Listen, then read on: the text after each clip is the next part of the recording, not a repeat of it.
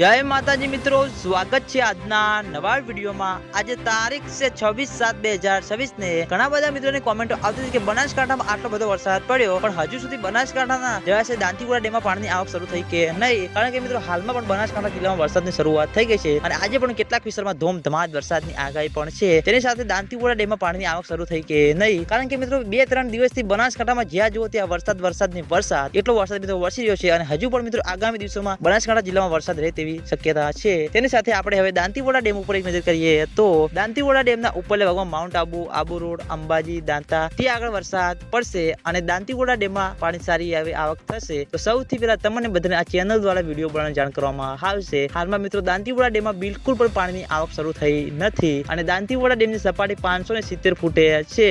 દાંતીવાડા ડેમની ભયાનક સપાટી 604 ફૂટ છે।